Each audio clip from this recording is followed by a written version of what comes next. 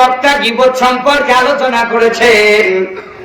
আল্লাহ কোরআনে 30 নাম্বার পারার ভিতরে একটা সূরা দিয়েছেন, যে সূরার নাম হলো সূরাতুল হুমাযা। আছে না নাই? সকলে বলেন আছে না নাই? এই হুমাযার প্রথম দ্বিতীয় নাম্বার আয়াতে আল্লাহ বলছেন বিসমিল্লাহির রহমানির রহিম ওয়াইলুল লিকুল্লি হুমাযাতিল লুমাযা। আল্লাহ ডাক দিয়ে বলছেন অবশ্যই জাহান্নামে যাবে হুমাযাতিল লুমাযা। হুমাযা আর লুমাযা, এখন হুমাযা কারা লুমাযা কারা জানার দরকার আছে না নাই? সকলেই বলেন আছে না নাই? বিস্তারিত বলার টাইম নেই, শোনানোর টাইম নেই, সংক্ষেপে বোঝাই। আল্লাহ বলছেন অবশ্যই জাহান্নামে যাবে হুমাযাতিল লুমাযা। হুমাযা মানে হলো ওই ব্যক্তি যে মানুষকে সামনাসামনি অপমান করে। কি করে? এই কথা বলেন। 10 দিন আগে কামলা কাম করেছে আপনার বাড়িতে, 10 দিন পরে আসে ভাই কামলার বিলটা দেন না, আমার বাড়িতে বাজার নাই। ফট করে বকে দেখ ফকিন্নি, একেবারে হাড়ির সব চাই খাই আইসে আমার বাড়ি কাম করছো না, আজ হবে না, যাও 5 দিন পরে টাকা দিব। এমন ছোট লোক আছে না নাই? আল্লাহ বলছেন অবশ্যই জাহান্নামে যাবে। এই কথা বল না কেন ভাই? সাবধান। রিকশার ভাড়া পাওয়া 10 টাকা, চেয়ে বসেছে 15 টাকা, একেবারে রাগান্বিত হয়ে 2টা বকা দিয়েছেন আর ভাড়া কম দিয়েছেন। অনেক সুশিক্ষিত কুশিক্ষিত সন্তান আছে, অনেক রিকশা চালকের থাপ্পড় মারে। কথা বল না কেন ভাই? আল্লাহ বলছেন অবশ্যই জাহান্নামে যাবে। এরপরে বলছেন লুমাযা। লুমাযা মানে হলো যে অনুপস্থিতিতে গীবত গায়। কি করে? কথা বল না? খারাপ লাগতেছে ভাই? ছেড়ে দিব? হাহু না করে কিন্তু আমি বুঝবো আমার কথা ভালো লাগছে না। তার কারণে আমি আপনার চেয়ে অনেক বেশি ক্লান্ত। প্রতি রাত আমার এভাবে রাত 1টা 2টা পর্যন্ত আলোচনা করতে হয়। আপনি খালি অনুভূতি দেখেন, সালাম দিতে দেরি হবে না ইনশাআল্লাহ। আর যদি কিছু শুনতে চান তাহলে একটু হাহু করে, বোবা হলে তাও তা করে। কথা কান না করে ভাই? আপনার আল্লাহ জবান দিয়েছে, আপনি কথা বলতে পারেন না? মুসলমান, আল্লাহর নবী বলছেন, আল্লাহ বলেছেন অবশ্যই জাহান্নামে যাবে হুমাযাতিল লুমাযা। যে হলো হুমাযা, যে হলো লুমাযা। হুমাযা মানে যে সামনাসামনি অপমান করে।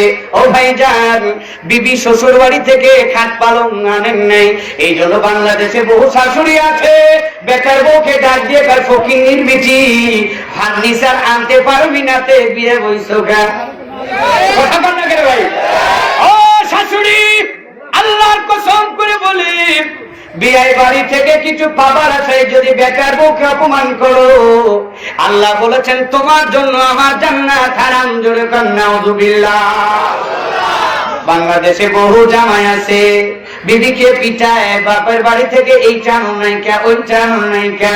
আল্লাহর কসম করে বলি, আল্লাহ বলছেন হুমাযা যে সামনাসামনি অপমান করবে ওর জন্য জান্নাত হারাম। ওর লুমাযা এবং সে অনুপস্থিতিতে গীবত গাবে, অবশ্যই ও জাহান্নামে যাবে। অনুপস্থিতিতে মানে হলো যেই ব্যক্তি আপনার সামনে নাই, তার মানে এমন কিছু কথা বলা যেই কথা শুনলে তার মনে কষ্ট লাগবে, মনে বড় দুঃখ, মনে বড় কষ্ট। দেখানোর লোক নাই, বোঝানোর মানুষ নাই।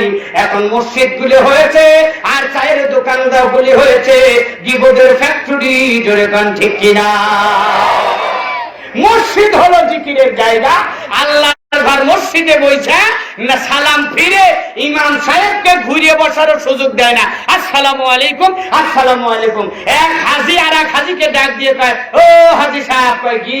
কয় শুনলাম অমুকের পুত অমুকের মেয়ে বিয়ে হয়ে গেছে। এই কথা কন না কেন ভাই? এটা মনে হয় আপনাদের এলাকায় নেই। আল্লাহ নবী বলছেন অবশ্যই জাহান্নামে যাবে কে?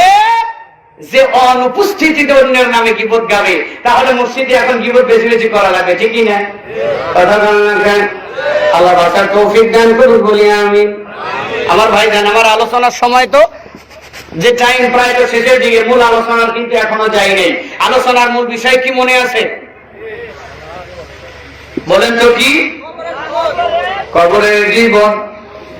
ও সোনার ভাইয়েরা, কলিজার টুকরা মা বোনেরা, এই জীবনটা নিয়ে একটু ভাবলা না? এই জীবনটা নিয়ে একটু চিন্তা করলা না? তোমার এই জীবনের কত দাম, তোমার এই জীবনের কত মূল্য, তোমার এই জীবনের দাম আছে না নাই একটু ভাবে না, জোরে কান ঠিক কিনা? আমার ভাইরা, আল্লাহর নবী বলছেন একটা মানুষের জীবন হলো 3 ভাগে বিভক্ত। জোরে কান কয় ভাগে? 3 ভাগে বিভক্ত।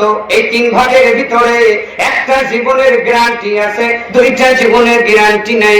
যেই জীবনটা গ্যারান্টি আছে সেটা হলো ইয়াউমুল কিয়ামা, পরকালীন জীবন। ওই জীবনে যদি একবার যান, ওই জীবনে যদি একবার পদার্পণ করেন, ওই জীবন থেকে আর কোথায় যাওয়ার সুযোগ নেই। জোরে কান ঠিক কিনা? একবার যদি শুরু হয় আর কোনোদিন শেষ হবে না। এই জন্য ওটার একটা গ্যারান্টি আছে, শুরু হলে শেষ হবে না। কিন্তু 2টা জীবনের কোনো গ্যারান্টি নাই।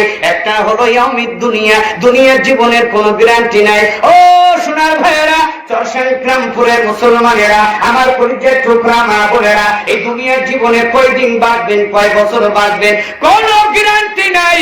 কারোর বলার ক্ষমতা নাই, কেউ বলতে পারবে না। কারণ দাদা থুয়ে নাতি মরে, মা থুয়ে সন্তান মরে। কথা কর না কেন ভাই?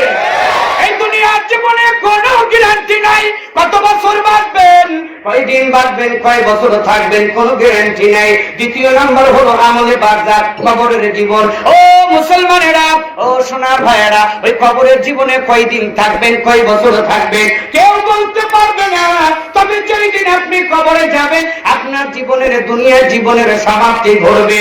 ইসরাফিল আলাইহিস সালাম যতদিন সিংহায় ফু না দিবে, এতদিন পর্যন্ত আপনাকে ওই জায়গায় থাকতে হবে। দ্বিতীয় নাম্বার জীবন আমলে বারজাখ, কবরের জীবনে। জোরে গান ঠিক কিনা?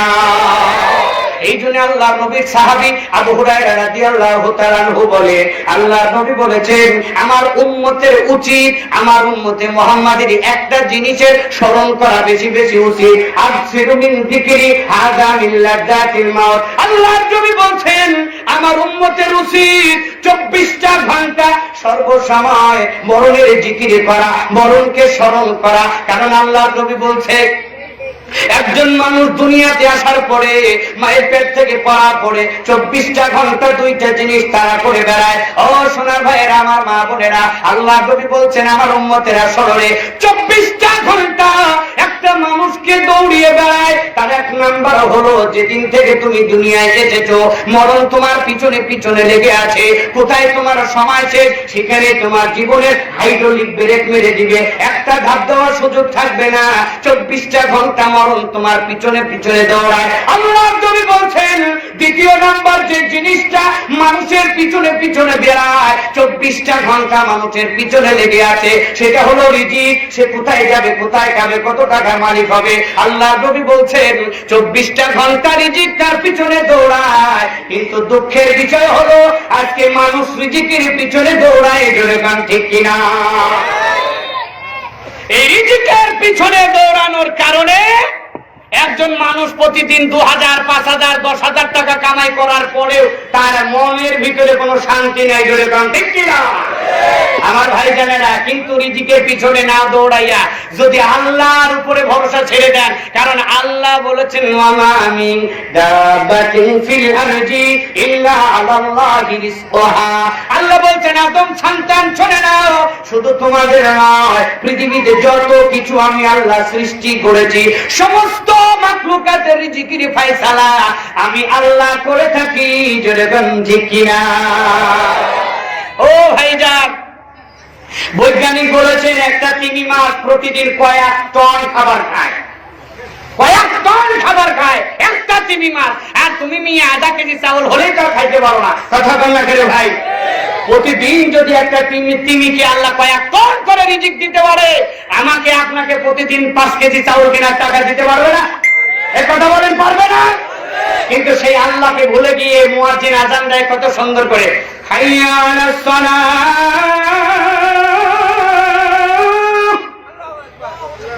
মুয়াজ্জিন ডাক দিয়েছে আসো সালাতের জন্য। এরপরে কি বলছে? হাইয়া আলাল ফালাহ, কল্যাণের জন্য আসো। সুবহানাল্লাহ ভাই, তার মানে সালাত পড়লেই তোমার জন্য কল্যাণ। কথা ঠিক কিনা? কিন্তু আমরা মনে করি নামাজ পড়তে গেলে 10 মিনিট দেরি হবে, 20 মিনিট দেরি হবে, 2টা কাস্টমার চলে যাবে।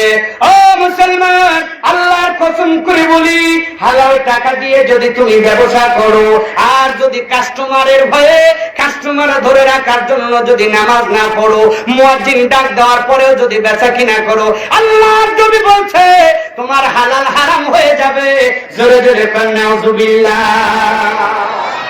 আজানের কত গুরুত্ব আল্লাহর নবী এটা বোঝানোর জন্য বলেছেন। শোনো আমার সাহাবীরা, যদি তোমার আজান কানে যায় আর তুমি যদি কুদাল বা কোপ দেওয়ার জন্য কুদাল উঠিয়ে রাখো, এই কুদালটা সামনে মারো না, পিছনে ছেড়ে দাও।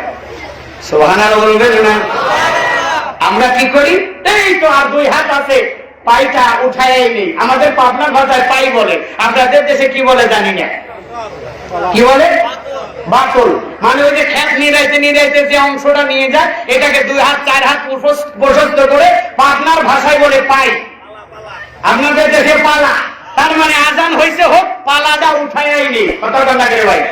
আর আল্লাহর নবী কি বলছে, কুদাল উঁচু করেছো, কোপ দিবা, আর মুয়াজ্জিন ডাক দিয়েছে হাইয়া আলাস সালাহ, আর এই কোদাল সামনে না বাড়ায় পিছনে ছেড়ে দাও। সুবহানাল্লাহ বলবেন না?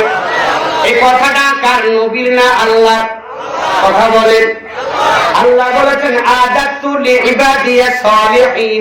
আবু হুরায়রা রাদিয়াল্লাহু আনহু বলেন, আল্লাহর নবী বলেছেন, আল্লাহ বলেছেন আমার কিছু বান্দাদের জন্য, আমার কিছু ভালো বান্দাদের জন্য আমি কিছু জিনিস তৈরি করে রেখেছি, এমন পুরস্কার রেখে দিয়েছি, তাদের চোখ কোনোদিন দেখে নাই, তাদের অন্তর কোনোদিন পরিকল্পনাও করতে পারবে না। আমি আল্লাহ তাদের জন্য কত দামি জিনিস তৈরি করেছি। যেরকম সুবহানাল্লাহ। এই দামি জিনিস পেতে হলে এই নিজের জীবনের কিছু সময়কে বিসর্জন দিতে হবে। যেরকম কথা ঠিক কিনা? আমার ভাইজানেরা, বলছিলাম মানুষের জীবন 3 ভাগে বিভক্ত। 1 নম্বর হলো দুনিয়ার জীবন, 2 নম্বর হলো আমলে বারজাখ কবরের জীবন, 3 নাম্বার শেষ জীবন হলো পরকালের জীবন। ও সোনার ভাইয়েরা, দুনিয়ার জীবনের কোনো গ্যারান্টি নেই। আপনি কয়দিন বাঁচবেন, কয়দিন থাকবেন, কয় বছর থাকবেন, কিভাবে থাকবেন। যেমন আজকেও আসার সময় অনেক রাস্তায় দেখেছি, অনেক সময় দেখেছি, ফেসবুকে দেখলাম একজন যুবক ছেলে মারা গিয়েছে, সন্তান নিয়ে মা বাবার হাজারি দোয়া চাইছে ধৈর্য ধরার জন্য। 3 বছরের সন্তান, বাবা লাশ কাঁধে নিয়ে কান্নাকাটি করছে। ওই সন্তানের বাবাও কোনোদিন জানতো না আমার সন্তানের লাশ আমাকে কাঁধে নিতে হবে, সন্তানও কোনোদিন জানতো না আমাকে 3 বছর বয়সে লাশ হিসাবে আমার বাবার কাঁধে উঠতে হবে। যেরকম ঠিক কিনা? তার মানে এই দুনিয়ার জীবন আপনি কয়দিন বাঁচবেন? আমার সোনার মা বোনেরা, এই সৌন্দর্যই মোহে পড়ে, এই দুনিয়ার চাকচিক্যর মোহে পড়ে জীবনটা বিসর্জন না দিয়া আল্লাহর নবী বলতেন আকসিরু মিন যিকরি হাযা মিন লাযাতিল মাউত। আমার উম্মতের উচিত সব সময় মরণের জিকির করা, মরণের কথা স্মরণ করা। কেন? একজন মানুষকে ঈমানদার হতে গেলে তার ভিতরে মরণের জিকির চালু করা লাগবে। যেরকম ঠিক কিনা? মরণের জিকির মানে মুখে মরবো এই জিকির নয়, মুখে বলতে হবে মরা লাগবে, আর অন্তরে বিশ্বাস করে আমলে বাস্তবায়ন করে 5 ওয়াক্ত সালাত আদায় করতে হবে, সমস্ত হারাম পরিত্যাগ করতে হবে, সমস্ত হালাল মানতে হবে, আল্লাহর নবীর 2টা সুন্নাত মানতে হবে। 1 নাম্বার সুন্নাত হলো আল্লাহর নবী যে আমল যেখানে যে অবস্থায় যেভাবে করেছেন ওই আমলগুলি সেখানে যে অবস্থায় ততটুকু করার নাম হলো সুন্নাত। কথা না করে ভাই? আল্লাহর নবীর 2য় নাম্বার সুন্নাত হলো আল্লাহর নবী যে আমল করে নাই, আল্লাহর নবী যে আমল করতে বলে নাই, আল্লাহর নবীর অনুমতি নাই, সেই আমল যত সুন্দরী হোক সারা দুনিয়ার মানুষ করলেও ওই আমল করা যাবে না। যেরকম ঠিক কিনা? কেন? আল্লাহর নবী বলছেন মানে আমিরা আমালান লাইসা লিল্লাহি আমরুনা, এমন কোন আমল যদি কেউ করে যেই আমলে আমি নবীর অনুমতি নেই। কথা না করে ভাই? এমন কোন আমল যদি করে যে আমল আমি নবীর অনুমতি নাই, ফাহুয়া রাদ্দুন, সেটা বাকি। নাউযুবিল্লাহ বলবেন না? ও ভাইজানেরা, আমি একটা কথা বলতে গিয়ে মানে অন্য আলোচনার দিকে চলে গিয়েছিলাম। আমার সভাপতি ভাই আব্দুল্লাহ বিন সুরুজ ভাই সালাতের গুরুত্ব নিয়ে একটা আলোচনা করতে গিয়েছিলেন। আজকে বাংলাদেশের মানুষ সালাত কি জিনিস বুঝে না। কথা না করে ভাই? এই সালাত না বুঝার কারণে এখনো বাংলার জমিনে বহু মসজিদে মুনাজাত নিয়ে মারামারি হয়। আপনাদের এলাকায় হয় না? যে ইমাম মুনাজাত করে না ওই ইমামের চাকরি থাকে না। কথা কন না কে? সবাই মিলে কন। মুনাজাত করলে, জামাতবদ্ধ মুনাজাত করলে একটা নেকি হবে, আকাশের নিচে জমিনের উপরে একটাও হাদিস নাই। এর কথা কন না কে? তবে মুনাজাত করা যাবে না এই কথা বলি নাই, কারণ মিশকাত শরীফে একাধিক সহিহ হাদিস আছে। আল্লাহর নবী বলেছেন, আল্লাহর কোন বান্দা যদি খালি আল্লাহর কাছে দুটি হাত ওঠায়, আল্লাহ ওই হাতকে খালি ফিরিয়ে দিতে লজ্জা বোধ করে। জোরে বলুন সুবহানাল্লাহ। তার মানে হলো মুনাজাত পার্সোনালি ইবাদত। পার্সোনালি কোন জিনিস যদি কারোর কাছে চাইতে হয়, 10-এর সামনে চান না, একাকি চান। কথা কন না করে ভাই। দেখেন সবাই দেখলেন, তারপরে বস করি।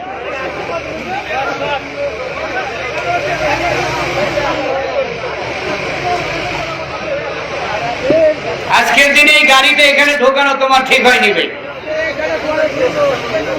বিকল্প কোন রাস্তা দিয়ে যাওয়া উচিত ছিল। যাই হোক, সুন্দরভাবে আস্তে আস্তে যাও, আল্লাহ হেফাজত করুন বলি আমিন। মুসলমান, যেই কথা বলছিলাম, আজকে বর্তমানে মানুষের হৃদয়ের ভিতরে সালাতের প্রতি মহব্বত না থাকার কারণ হলো বর্তমানে মানুষ সালাত বোঝে না। জোরে কোন ঠিক কিনা? আল্লাহ কোরআনে বলছেন, ইয়া আইয়ুহাল্লাযীনা আমানু তাঈনু বিস-সাবরি ওয়াস-সালাহ। আল্লাহ বলছেন, বান্দারে যদি তোমরা আমার কাছে সাহায্য পেতে চাও, সমস্যার সমাধান পেতে চাও, দুইটা জিনিসের মাধ্যমে চাও, সবরি ওয়াস-সালাহ, ধৈর্য এবং সালাতের মাধ্যমে। যেরকম ঠিক কিনা?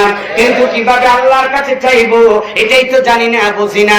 আল্লাহর কসম করে বলি, একটা মানুষ যদি জীবনে একবার সালাত বুঝে নাই, ও আর জীবনে কোনোদিন ভাড়াইটা হুজুরের কাছে দোয়া চাবে না। যেরকম ঠিক কিনা?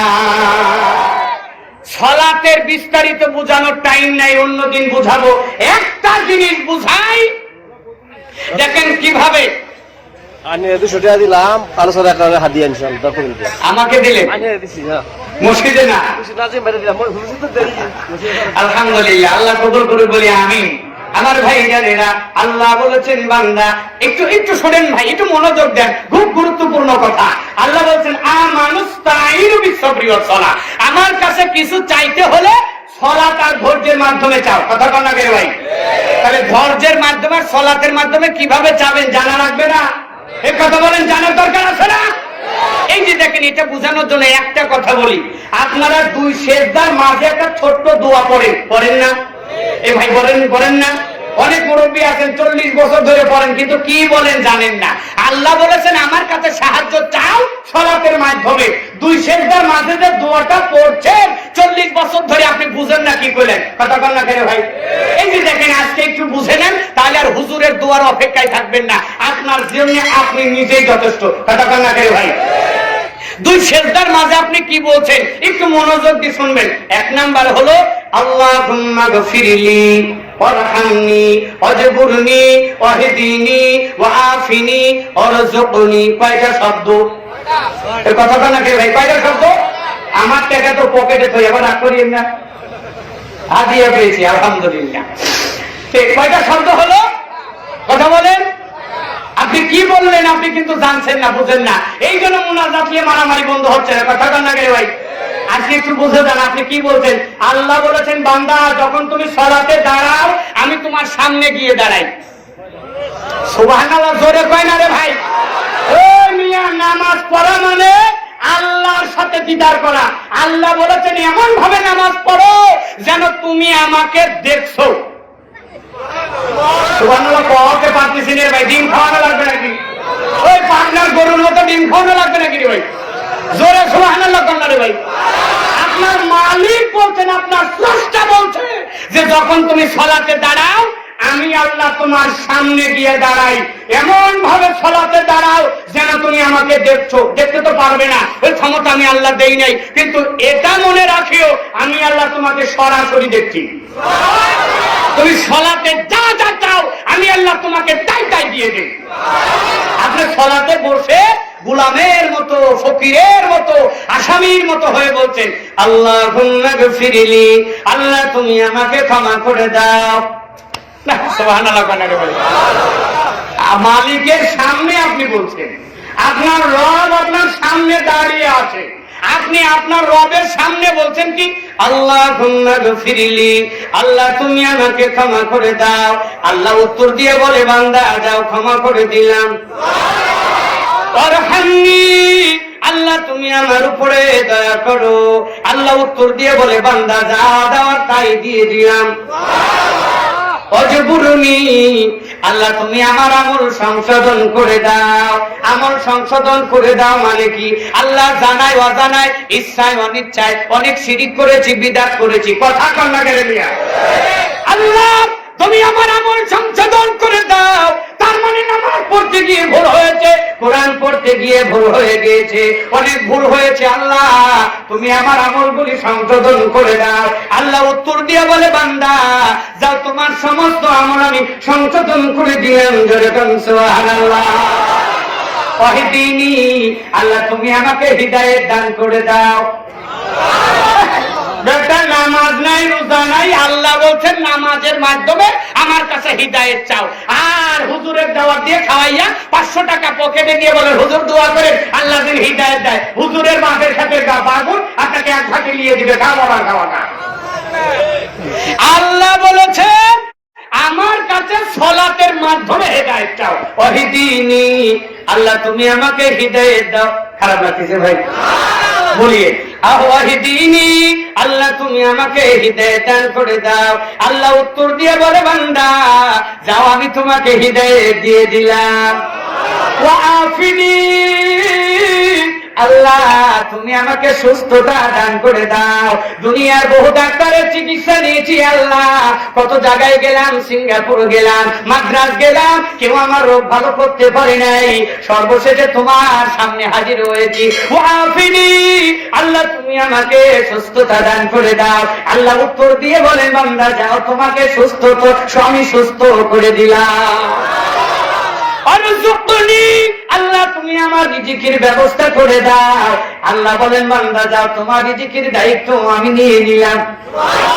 বাংলাদেশে সরকার 99 জন মসজিদের ইমামও জানে না, এই কারণে হক কথা বলতে গেলে আগে সভাপতির দিকে তাকায়। আমি যে সুদের কথা বলবো, আমার সভাপতি তো সুদ খায়, আমি যদি সুদের বিরুদ্ধে কই চাকরি খুতবা পর্যন্তই কথা কান্না করে হয়। এই জন্য চাকরি ভয়ে আর হক কথা কয় না। ও মুসলমান, এইগুলি আমার আলোচনার নয়, আমার ভাইজানের আলোচনার তালে তাল মিলিয়ে বললাম সালাত হলো মানুষের জীবনে সকল সমস্যার সমাধান। কথা বলুন না কেন? অন্য কোনদিন যদি আল্লাহ তৌফিক দেয় আপনাদের নামাজ শিক্ষা দিয়ে যাব ইনশাআল্লাহ। কিন্তু আমি আজকে বলে যাই, আল্লাহ বলছেন বান্দারে কবরের আযাব থেকে নাজাত চাও। আল্লাহ কোরআনে একটা সূরা দিয়েছে, সূরার নাম ইব্রাহিম নামে সূরা। আছে না নাই? সকলে বলেন আছে না নাই? আমার ভাইয়েরা, জাতির পিতা ইব্রাহিম, আল্লাহ ইব্রাহিম খলিলুল্লাহর নামে একটা সূরা দিয়েছেন। এই সূরার 27 নম্বর আয়াতে গোটা পৃথিবীর মানুষকে আল্লাহ ডাক দিয়েছে ইউসাব্বিতুল্লাহুল্লাযীনা আমানু বিকৌলি সাবিত। আপনার কবরের জীবন কেমন হওয়া উচিত, আপনার কবরটা কেমন হবে, আল্লাহ ডাক দিয়ে বলছেন ইউসাব্বিতুল্লাহুল্লাযীনা আমানু। ও আমার ঈমানদার বান্দারা শোনো, ও মুমিনরা শোনো, আমি আল্লাহ তোমার জন্য পর দুনিয়াটাকে পরকালের জন্য অবিচল রাখবো। জোরে গান সুবহানাল্লাহ। আমি যখন এই আয়াতটা প্রথমে পড়ি বুঝি নাই যে দুনিয়াটা আল্লাহ আর পরকালের জন্য কিভাবে অবিচল রাখবে। এরপরে তাফসীর ইবনে কাসিরের পুরা তাফসীরে ইবনে কাসির, তাফসীরে জালালাইন, তাফসীরে কুরতুবী, তাফসীরে ফি জিলালিল কুরআন, এই কয়েকটা তাফসীর আমি পড়েছি। এই আয়াতটা দেখি মিল আছে কিনা, দেখি সব জায়গায় একই তাফসীর। সুবহানাল্লাহ বলবেন না? এই তাফসীরটা হলো আল্লাহ বলছেন ইউসাব্বিতুল্লাহুল্লাযীনা আমানু বিকৌলি সাবিত, বিকৌলি সাবিত। আল্লাহ বলছেন আমি ঈমানদার মুমিনদের জন্য দুনিয়াটা পরকালের জন্য অবিচল রাখবো। সুবহানাল্লাহ বলবেন না? পরকালের জন্য অবিচল রাখবো মানে কি? আল্লাহর নবী বলছেন যখন কোন মুমিন ব্যক্তিকে আমি কবরে দেওয়া হয়, মুমিন ব্যক্তিকে যখন কবরে দেওয়া হয়, মুমিন ব্যক্তিকে যখন কবরে দেওয়া হয়, আল্লাহ মুমিন ব্যক্তির কবরে দুইজন ফেরেশতা পাঠায়। একজনের নাম কিরামান আর একজনের নাম কাতিব, মুনকার নাকির। একজনের নাম মুনকার আর একজনের নাম নাকির, দুজনকে পাঠানো হয়। মুমিন ব্যক্তির রূহ যখন তার দেহের ভিতরে দেওয়া হয়, সুন্দর করে তাকে বসানো হয়, বসানোর পরে তাকে প্রশ্ন করা হয় মান রব্বুকা। ওই যে আল্লাহ বলছেন আমি তোমার দুনিয়াটাকে পরকালের জন্য অবিচল রাখবো, দুনিয়াতে আমি আল্লাহর সন্তুষ্টি অর্জন করেছিলাম, দুনিয়াতে আমার গোলামি করেছিলাম, সমস্ত কিছু ফেরকা করে আমি আল্লাহকে সন্তুষ্ট করার জন্য দুনিয়ায় চেষ্টা করেছিলাম। এই কারণে কবরে যখন তোমাকে প্রশ্ন করবে মান রব্বুকা, আর দুনিয়াতে আমাকে রব বলে মানার কারণে আমি আল্লাহ তোমার মুখ দিয়ে রব আমার আল্লাহ এই শব্দ বের করে দিব। জোরে বলুন সুবহানাল্লাহ। আল্লাহ ফেরেশতা যখন বলবে মান রব্বুকা, তোমার রব কে ছিল, তখন আমি তোমার মুখ দিয়ে বের করে দিব মান রব আমার আল্লাহ। আমার দিনুকা, তোমার দিন কি ছিল, আল্লাহ বলছেন আমি তোমার মুখ দিয়ে বের করে দেব। তোমার তো বলবে দিন আমার ইসলাম, তখন তোমাকে জিজ্ঞাসা করা হবে আমার নবিউকা, তোমার নবী কে ছিল, আমি তখন তোমার মুখ দিয়ে বের করে দেব নবী মুহাম্মদ সাল্লাল্লাহু আলাইহি ওয়াসাল্লাম। জোরে বলুন সুবহানাল্লাহ। কেন আমি মুখ দিয়ে বের করে দিব? কারণ দুনিয়াতে তুমি নবীর আদর্শেই চলেছিলা, আমার নবীকে ফলো করেছিলা, কোন নেতাকে মানো নাই, কোন দলকে মানো নাই, কোন ওলিয়া উলিয়াকে মানো নাই, কোন পীর মাশায়েখকে মানো নাই, কোন মাযহাবকে মানো নাই, জীবনের সর্বোচ্চ দিয়া আমার নবীকে মেনেছিলা। এই কারণে নবীকে স্বীকৃতি আমি আল্লাহ কবরে দিয়ে দেওয়াবো। এই সময় ফেরেশতারা চতুর্থ নাম্বার আপনাকে প্রশ্ন করবে, মুমিন ব্যক্তিকে প্রশ্ন করবে, ও মুমিন ভাই এই কথাগুলি তুমি কোথা থেকে পেয়েছিলা? তখন আল্লাহ মুখ থেকে বের করে দিবে। মুমিন ব্যক্তি তখন বলবে আমি দুনিয়াতে কোরআন হাদিস থেকে পেয়েছি। জোরে বলুন সুবহানাল্লাহ। এর থেকে বোঝা যায় যে দুনিয়াতে আপনাকে কোরআন আর হাদিস পড়া জরুরি। এ কথা কম না করে ভাই। আপনার চতুর্থ নাম্বার প্রশ্ন হবে এই যে প্রশ্নের উত্তরগুলি যে আপনি দিলেন এগুলি আপনি কোথা থেকে পেয়েছেন? তখন মুমিন ব্যক্তি বলবে আমি দুনিয়াতে কোরআন পড়েছিলাম, আমি হাদিস পড়েছিলাম, এই কোরআন আর হাদিস থেকে পেয়েছি। এখন বয়স হয়েছে 80 বছর, কোরআনের বাও বুঝেন না, তাহলে কি করবেন? কথা বল না করে ভাই। তার মানে বয়স 80 হয়েছে তাই যেন ভয় করিয়েন না, কালকে থেকে কায়দা নিয়ে আলিফ বা পড়া শুরু করবেন। এই কথা বল না করে ভাই।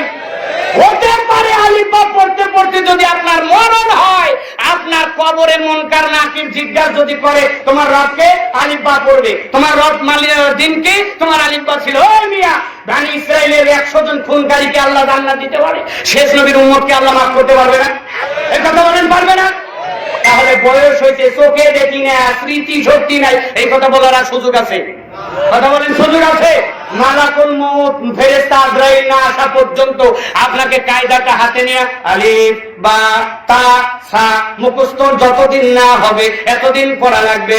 ও সোনার ভাইয়েরা, আমার মুরব্বী বাবা যে যুবক সোনারা, যদি হায়াতে না খোলায় আলিফ বা মুখস্থ করার যদি সুযোগ না হয়, 100 জন খুনকারীকে আল্লাহ যদি তওবার রাস্তায় বের হওয়ার কারণে বনি ইসরাইলের ডাকাতকে মাফ করতে পারে, আর সৃষ্টির শ্রেষ্ঠ উম্মত উম্মতে মুহাম্মাদি জীবনের সব ভুল ত্রুটি ফেলে দিয়া তওবার রাস্তায় গিয়েছে, কায়দা নিয়ে আলিফ বা পড়েছে, তার মুখ দিয়ে কবরে কি আল্লাহ আলিফ বা বের করতে পারবে না?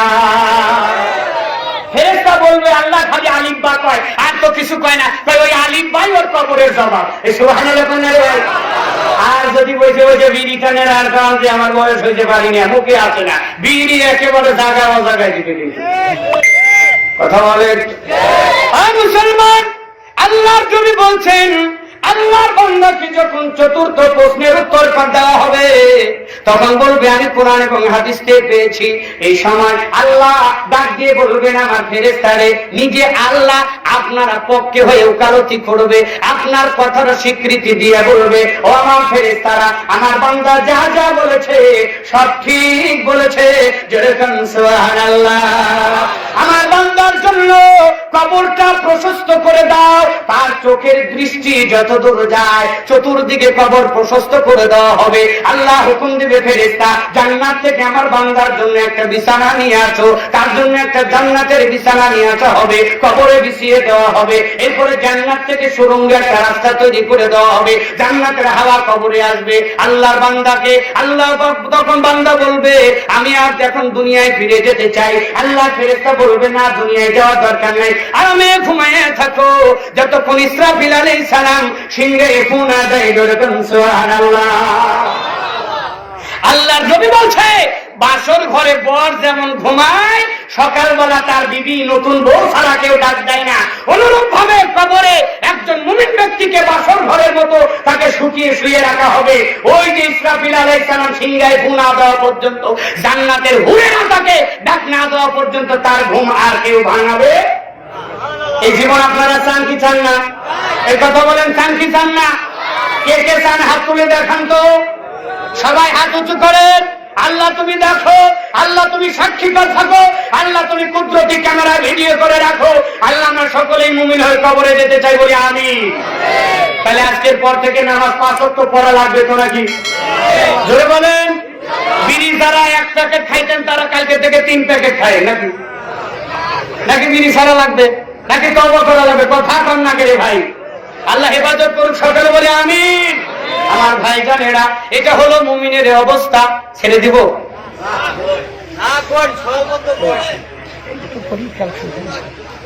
ছেড়ে দিব ভাই, ফজর পর্যন্ত চলুক, বর্ষা মরুক। এটা কি আব্দুল ইবনে ফজল নাকি মিয়া? আব্দুল ইবনে ফজলকে আল্লাহ মেড ইন জাপানের পাঁচপাতি দিয়ে তৈরি করেছিলেন মনে হয়, কথা কন না রে ভাই। আর আমাদের এখন পাঁচপাতি মেড ইন বাংলাদেশ। বাংলাদেশের হুন্ডা দেখেন নাই, ওয়ালটন, রাস্তায় নামাইলে 6 মাস পর আর হরেন দেওয়া লাগে না, কারণ ওর 5 পাতি খবর বগরে হরেন হয়ে যায়। তা আমরা তো মেড ইন বাংলাদেশের মতো কিছুক্ষণ করলেই তো অবস্থা খারাপ, ঠিক না ভাই? তবে আল্লাহ যতক্ষণ তৌফিক দেয় ততক্ষণ করবে ইনশাআল্লাহ। ও সোনার ভাইরা, এটা হলো মুমিনের জিন্দেগি। আর যখন মুনাফিককে কবরে দেওয়া হবে, আল্লাহ নবীর সাহাবী বারা ইবনে আযিব রাদিয়াল্লাহু তাআলা আনহু বলেন, আল্লাহর নবী বলছেন, একটা বেঈমানকে যখন কবরে রাখা হয়, একটা মুনাফিককে যখন কবরে দেওয়া হয়, বেঈমানকে যখন কবরে রাখা হবে, তার কবরে যখন তার রূহ দেওয়া হয়, তাকে যখন উঠিয়ে বসানো হবে, তখন তাকে যখন জিজ্ঞাসা করা হবে মান রাব্বুকা, তখন বলবেন হায় হায় আমি তো কিছু বলতে পারি না, ওমান নাবিয়ু ওমান দীনুকা, তারপরে বলবে হায় হায় আমি তো কিছু বলতে পারি না, ওমান নাবিয়ুকা, একই প্রশ্নের উত্তর দিবে। আমার ভাইরা, আল্লাহ তুমি বলছে, আল্লাহ বলেছেন যখন মিথ্যা কথা বলবে, আল্লাহ তখন বলবে ওই মুনাফিক বেঈমান নাফরমান যা যা বলেছে সব মিথ্যা কথা বলেছে, জোরে জোরে কান নাউযুবিল্লাহ। আল্লাহ তখন বলবে ফেরেশতা ওর কবরটা আঁটো করে দাও। ও সোনার ভাইরা, বেঈমানের জন্য কবরটা এত কঠিন হয়ে যাবে, বেঈমানের জন্য কবরটা এত একেবারে সংকীর্ণ হয়ে যাবে। আল্লাহ নবী বলছে, আল্লাহ যখন মাটির কবরকে হুকুম দিবে, মাটির কবর তুমি চেপে যাও, ছোট হয়ে যাও, এত ছোট হয়ে যাও, ডান পাশের মাটি বাম পাশে চলে যাবে, বাম পাশের মাটি ডান পাশে চলে যাবে, সামনের মাটি পিছনে আসবে, পিছনের মাটি সামনে যাবে, এত জোরে চাপ দিবে গম জব যেমন মেশিনে ঢুকায়া আটা বানায়া ফেলা হয়, একটা মানুষকে বেঈমানকে মাটির কবর চাপ দিয়া একেবারে মাটির সাথে মিশিয়ে ফেলবে, আবার তাকে মানুষ বানানো হবে। ও সোনার ভাইয়েরা, তখন তাকে জাহান্নাম থেকে একটা সুড়ঙ্গ রাস্তা করা হবে, জাহান্নাম থেকে একটা আগুনের তৈরি সোয়াট তাকে নিয়ে এসে তার শরীরে দেওয়া হবে। আল্লাহর নবী বলছে তার জন্য একটা ফেরেশতা নিযুক্ত করা হবে রে, যার হাতে বিশাল বড় একটা হাতুড়ি থাকবে, ওই হাতুড়ি দিয়ে মাথার উপরে বাড়ি মারতে থাকবে। ওই বাড়ির ওজন এত কঠিন হবে, ওই বাড়ির ওজনটা এত জটিল হবে, ওই বাড়িটা যখনই মাথার উপরে মারবে মানুষ মাটির সাথে একবার মিশে যাবে, আবার আল্লাহ তাকে জিন্দা করবে, আবার বাড়ি মারবে, আবার জিন্দা করবে, প্রতি মুহূর্তে বাড়ি মারতে থাকবে। আল্লাহর নবী বলছেন, আমার উম্মতেরা শোনো, মাটির কবর এত জটিল এত কঠিন, আমার জীবনে এর চাইতে ভয়ঙ্কর কোন জিনিস আমার জানা নাই। একটা মানুষের জন্য কবর কত জটিল হতে পারে, কবর কত কঠিন হতে পারে, তোমরা কবর থেকে নাজাত চাও। আবু হুরায়রা রাদিয়াল্লাহু আনহু বলেন, আল্লাহর নবী বলছেন, আল্লাহর নবী বলছেন, আল্লাহুম্মা ইন্নী আউযু বিকা মিন আযাবিল কবরি, তোমরা কবরের আযাব থেকে আল্লাহর কাছে নাজাত চাও, আল্লাহর কাছে কবরের আযাব থেকে রেহাই চাও। কবরের শাস্তি অনেক জটিল অনেক কঠিন। আল্লাহর নবী সাহাবা উসমান রাদিয়াল্লাহু তাআলা আনহু যখনই কবর দেখতেন হাউমাউ করে চিৎকার করে কাঁদতেন। তাকে একদিন বলা হলো, হুজুর আপনি এভাবে কবর দেখে কাঁদেন কেন? আপনি জাহান্নামের কথা শুনে তো কাঁদেন নাই, পরকাল অনেক জটিল অনেক কঠিন, এই কথা শুনে তো আপনাকে কোনোদিন এভাবে কাঁদতে দেখি নাই, কবর দেখলে এত কাঁদেন কেন? উসমান শিশু বাচ্চার মতো দুটি চোখের পানি ছেড়ে দিয়ে কাঁদেন আর বলেন, ওরে আল্লাহর নবীর সাহাবীরা শুনে নাও, মানুষের জীবনে সবচাইতে বিপদের জায়গা হলো তার নাম কবর। এই কবরে যদি কোনো মানুষ বিপদে পড়ে যায়, ওই মানুষটার বাঁচার আর কোনো সুযোগ নাই। একটা মানুষের জীবনে কবর হলো প্রথম ধাপ, পরকালে জন্য কবর হলো প্রথম সিঁড়ি। একটা মানুষের জীবনে সবচেয়ে কঠিন জায়গা, তার নাম কবর, যেখানে বন্ধু বান্ধব নাই, আলোবাতি কোনো কিছু থাকবে না। আমার ভাইয়েরা, কবর এত জটিল, এত কঠিন। আল্লাহ তুমি বলছে ওই যে হাতুর দিয়ে যে ওজনে বাড়ি দেওয়া হবে, ওই হাতুড়িটা দিয়ে যদি দুনিয়ার উহুদ পাহাড়ের উপরে বাড়ি দেওয়া হতো, উহুদ পাহাড় ধূলিকণা হয়ে যেত। এইভাবে বাড়ি দেওয়া থাকবে। আল্লাহ কোরআনে একটা সূরা দিয়েছেন, যে সূরার নাম সূরাতুল তাওবা। আছে না নাই? সকলে বলে আছেন না নাই? এই সূরা তাওবার 101 নম্বর আয়াতে ডাক দিয়ে বলছেন আল্লাহ, সানওয়াদিবুহুম মাররাতাইনি সুম্মা ইউরাদ্দুনা ইলা আযাবিন আযীম। আল্লাহ বলছেন, বান্দা আমি তোমাকে অচিরেই কঠিন শাস্তির সম্মুখীন করব, এরপরে আরো এই শাস্তির পরে মহা শাস্তির দিকে অগ্রসর করব।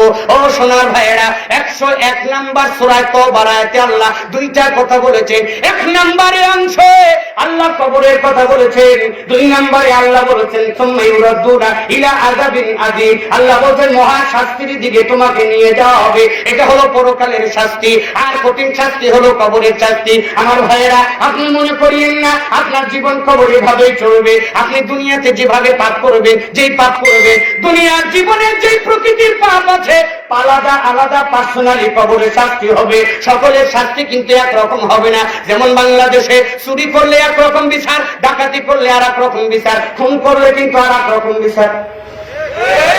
কথা বল না কেন ভাই? একটা অপরাধের এক এক শাস্তি। অনুরূপ ভাবে আপনি দুনিয়াতে যে পাপ করবেন, আপনার কবরে কিন্তু ওইভাবেই শাস্তি হবে। এটার বাস্তবতা বুঝেই আমার আলোচনা মূল শেষের দিকে যাব ইনশাআল্লাহ। কিভাবে আপনাকে নেওয়া হবে? আল্লাহর নবীর একজন সাহাবী সামর ইবনে জুনদুব রাদিয়াল্লাহু তাআলা আনহু বলেন, আল্লাহর নবীর অভ্যাস ছিল প্রতিদিন ফজরের নামাজের পরে সালাম ফিরে ঘুরে আমাদের দিকে বসতেন, সাহাবীদেরকে জিজ্ঞাসা করতেন, আজকে কে কোন স্বপ্ন দেখেছো বলো। সামর ইবনে জুনদুব বলেন, যে যেই স্বপ্ন দেখতো আল্লাহর নবীর কাছে স্বপ্নগুলি বলতো, আল্লাহর নবী সুন্দর করে ব্যাখ্যা করে দিতেন। একদিন হঠাৎ করে আল্লাহর নবী সকলকে জিজ্ঞাসা করলেন, উপস্থিত যে কয়জন সাহাবী ছিলেন সকলেই একে একে বললেন, আজকে কোনো স্বপ্ন দেখি নাই। আমিও বললাম দেখি নাই। আমার ভাইয়েরা, আল্লাহর নবী এই সময় বলছেন, আমার সাহাবীরা শোনো, আজকে রাত্রিতে আমি একটা স্বপ্ন দেখেছি। স্বপ্নটা হলো, আমি যখন রাত্রিতে ঘুমিয়েছিলাম, দুইজন আগন্তুক ব্যক্তি আমার কাছে আসলো, যাদেরকে আমি এর আগে কোনোদিন দেখি নাই, আমি চিনি না। একজন ডান পাশে ধরলো, আর একজন বাম পাশে ধরলো, আমাকে উঠিয়ে দাঁড় করালো, দাঁড় করিয়ে বললো চলুন। আমি চলতে লাগলাম। চলতে চলতে অনেক দূর গেলাম। যাওয়ার পরে এমন একটা ব্যক্তির সঙ্গে দেখা হলো, যাকে চিৎ করে শুয়ে রাখা হয়েছে। তার পাশে একজন লোক দাঁড়িয়ে আছে। দাঁড়ানো ব্যক্তির হাতে ধারালো একটা কাশি আছে। ওই কাশি দিয়া ওই চিৎ করে শুয়ে রাখার ব্যক্তির চল ফাড়ছে। ডান পাশ ফেরে কান পর্যন্ত নিয়ে যায়। যখন ডান পাশ ফাড়া হয়, আবার বাম পাশ ফাড়ে। বাম পাশ ফাড়তে ফাড়তে ডান পাশটা জোড়া লেগে যায়, আবার ডান পাশ ফাড়তে ফাড়তে বাম পাশটা জোড়া লেগে যায়। আমি বললাম, কি এমন অপরাধ করেছে লোকটাকে? আমাকে বলা হলো চলুন। আমি চলতে লাগলাম। চলতে চলতে আরো অনেক দূর চলে গেলাম। যাওয়ার পরে আর একটা লোকের সঙ্গে দেখা হলো, যেই ব্যক্তিটাকে বসিয়ে রাখা হয়েছে, আর ওর পাশে একটা দাঁড়িয়ে আছে আর একজন ব্যক্তি, বিশাল বড় একটা পাথর নিয়ে। এই পাথর নিয়ে দাঁড়িয়ে থাকা ব্যক্তি ওই বসে থাকা ব্যক্তির মাথার উপরে মারছে। এত জোরে মারছে রে, মাথাটা ফেটে চৌচির হয়ে যাচ্ছে। পাথরটা একটু দূরে সরে যাচ্ছে। পাথরটা পুড়ে আনতে আনতে আবার ফাটা মাথা জোড়া লেগে যাচ্ছে। আবার মারছে, আবার দূরে চলে যাচ্ছে, আনতে জোড়া লেগে যাচ্ছে। আমি জিজ্ঞাসা করলাম, কি এমন অপরাধ করেছে লোকটাকে? আমাকে বলা হলো চলুন। আমি চলতে লাগলাম। চলতে চলতে অনেক দূর যাওয়ার পরে একটা গর্তের সম্মুখীন হলাম, যেই গর্তের ভিতরে প্রশস্ত উপরি ভাগ হলো চাপানো তন্দুর রুটির চুলার মতো। আমার ভাইয়েরা, আল্লাহর নবী বললেন, আমি ওই চুলার দিকে উঁকি দিয়ে দেখি ওর ভিতরে আগুন দাও দাও করে জ্বলছে। ওর ভিতরে অসংখ্য নারী পুরুষকে উলঙ্গ করে পোড়ানো হচ্ছে। আগুনের তীব্রতা যখন উপরের দিকে আসে, ওই নারী পুরুষ পানির খড়কুটে ভাষার মতো উপরে আসে। আবার আগুন যখন নিচে যায়, আবার নারী পুরুষগুলি নিচে চলে যায়। আমি বললাম, ওই নারী পুরুষগুলি কারা? এর কারণে আগুনে পোড়ানো হচ্ছে, অপরাধটা কি? আমাকে বলা হলো চলুন। আমি সামনের দিকে